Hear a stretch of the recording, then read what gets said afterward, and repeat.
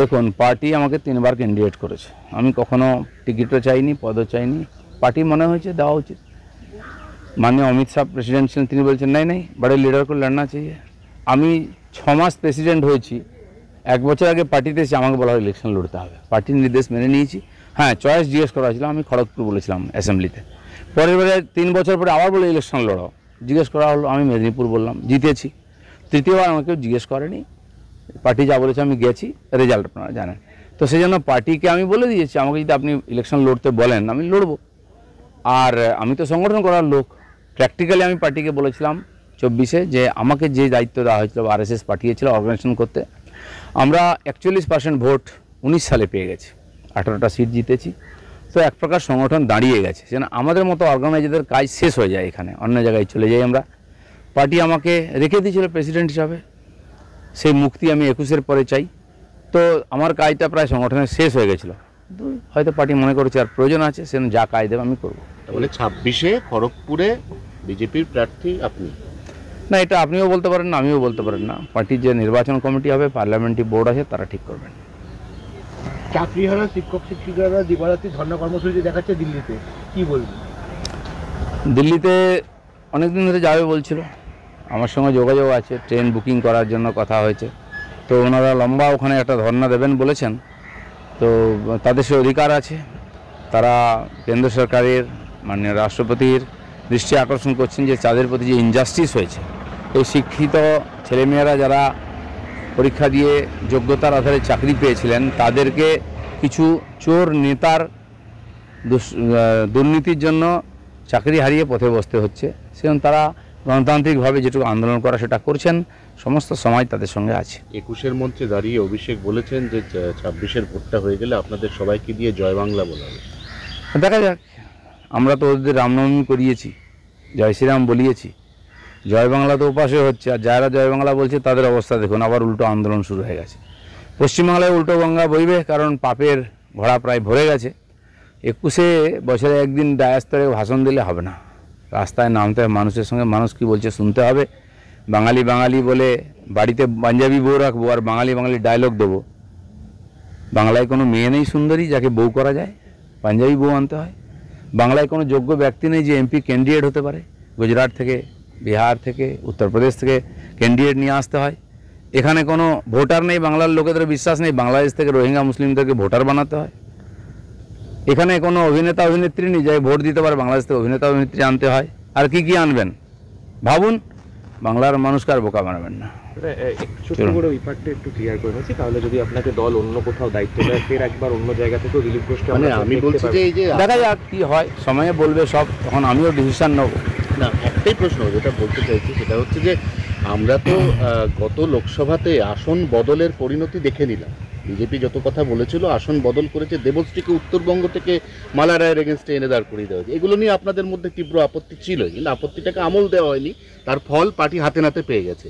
তো এবার কি আপনাদের যে চয়েসগুলো সেগুলোকে পার্টি গুরুত্ব দেবে বলে আপনার মনে হচ্ছে? দেখুন, আমরা পার্টির কর্মী, আমাদেরকে নেতা বানিয়েছে পার্টি, এমপি এমএলএ বানিয়েছে পার্টি, পার্টির নির্দেশ আমাদের কাছে আদেশ।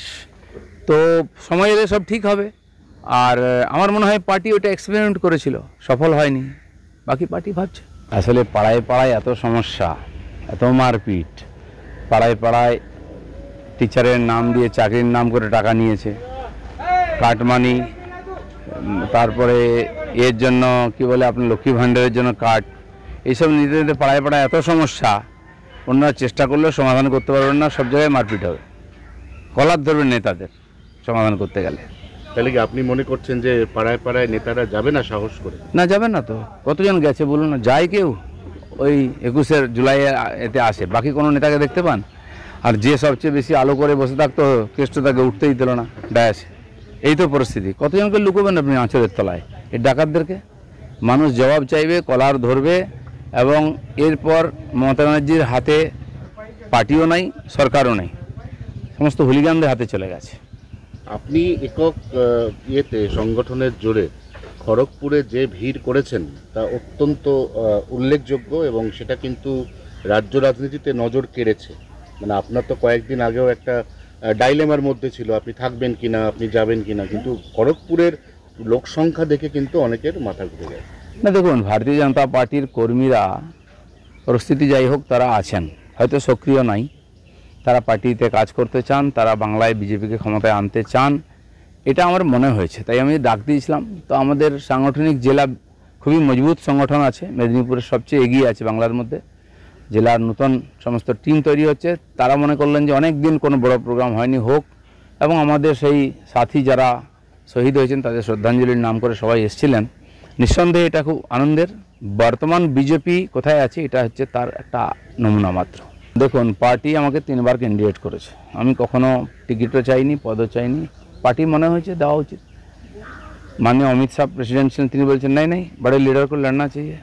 আমি 6 মাস প্রেসিডেন্ট হয়েছি, 1 বছর আগে পার্টিতে এসে আমাকে বলা হয় ইলেকশন লড়তে হবে, পার্টির নির্দেশ মেনে নিয়েছি। হ্যাঁ, চয়েস জিজ্ঞেস করা হয়েছিল, আমি খড়গপুর বলেছিলাম অ্যাসেম্বলিতে। পরের বারে 3 বছর পরে আবার বলে ইলেকশন লড়ো, জিজ্ঞেস করা হলো, আমি মেদিনীপুর বললাম, জিতেছি। তৃতীয়বার আমাকে জিজ্ঞেস করেনি, পার্টি যা বলেছে আমি গেছি, রেজাল্ট আপনারা জানেন। তো সেই জন্য পার্টিকে আমি বলে দিয়েছি আমাকে যদি আপনি ইলেকশন লড়তে বলেন আমি লড়বো। আর আমি তো সংগঠন করার লোক, প্র্যাকটিক্যালি আমি পার্টিকে বলেছিলাম 24-এ যে আমাকে যে দায়িত্ব দেওয়া হয়েছিল, আরএসএস পাঠিয়েছিল অর্গানাইজেশন করতে, আমরা 41% ভোট 19 সালে পেয়ে গেছি, 18টা সিট জিতেছি। তো এক প্রকার সংগঠন দাঁড়িয়ে গেছে, যেন আমাদের মতো অর্গানাইজারদের কাজ শেষ হয়ে যায়, এখানে অন্য জায়গায় চলে যাই আমরা। পার্টি আমাকে রেখে দিয়েছিল প্রেসিডেন্ট হিসাবে, সেই মুক্তি আমি 21-এর পরে চাই। তো আমার কাজটা প্রায় সংগঠনের শেষ হয়ে গেছিলো, হয়তো পার্টি মনে করেছে আর প্রয়োজন আছে, সে যা কাজ দেবে আমি করবো। তাহলে 26-এ খড়গপুরে বিজেপির প্রার্থী আপনি? না, এটা আপনিও বলতে পারেন না, আমিও বলতে পারেন না, পার্টির যে নির্বাচন কমিটি হবে, পার্লামেন্টারি বোর্ড আছে, তারা ঠিক করবেন। চাকরিহারা শিক্ষক শিক্ষিকারা দিবারাত্রি ধর্ণা কর্মসূচি দেখাচ্ছে দিল্লিতে, কি বলবেন? দিল্লিতে অনেক দিন ধরে যাবে বলছিল, আমার সঙ্গে যোগাযোগ আছে, ট্রেন বুকিং করার জন্য কথা হয়েছে। তো ওনারা লম্বা ওখানে একটা ধর্ণা দেবেন বলেছেন। তো তাদের সে অধিকার আছে, তারা কেন্দ্র সরকারের মাননীয় রাষ্ট্রপতির দৃষ্টি আকর্ষণ করছেন যে তাদের প্রতি যে ইনজাস্টিস হয়েছে, এই শিক্ষিত ছেলেমেয়েরা যারা পরীক্ষা দিয়ে যোগ্যতার আধারে চাকরি পেয়েছিলেন, তাদেরকে কিছু চোর নেতার দুর্নীতির জন্য চাকরি হারিয়ে পথে বসতে হচ্ছে। সেজন্য তারা গণতান্ত্রিকভাবে যেটুকু আন্দোলন করা সেটা করছেন, সমস্ত সমাজ তাদের সঙ্গে আছে। 21-এর মঞ্চে দাঁড়িয়ে অভিষেক বলেছেন যে 26-এর ভোটটা হয়ে গেলে আপনাদের সবাইকে দিয়ে জয় বাংলা বলাবে। দেখা যাক, আমরা তো ওদের রামনবমী করিয়েছি, জয় শ্রীরাম বলিয়েছি, জয় বাংলা তো উপাসে হচ্ছে, আর যারা জয় বাংলা বলছে তাদের অবস্থা দেখুন, আবার উল্টো আন্দোলন শুরু হয়ে গেছে। পশ্চিমবাংলায় উল্টো গঙ্গা বইবে, কারণ পাপের ঘোড়া প্রায় ভরে গেছে। 21-এ বছরে একদিন ডায়াস্তরে ভাষণ দিলে হবে না, রাস্তায় নামতে হবে, মানুষের সঙ্গে মানুষ কী বলছে শুনতে হবে। বাঙালি বাঙালি বলে বাড়িতে পাঞ্জাবি বউ রাখবো আর বাঙালি বাঙালি ডায়লগ দেবো। বাংলায় কোনো মেয়ে নেই সুন্দরী যাকে বউ করা যায়, পাঞ্জাবি বউ আনতে হয়।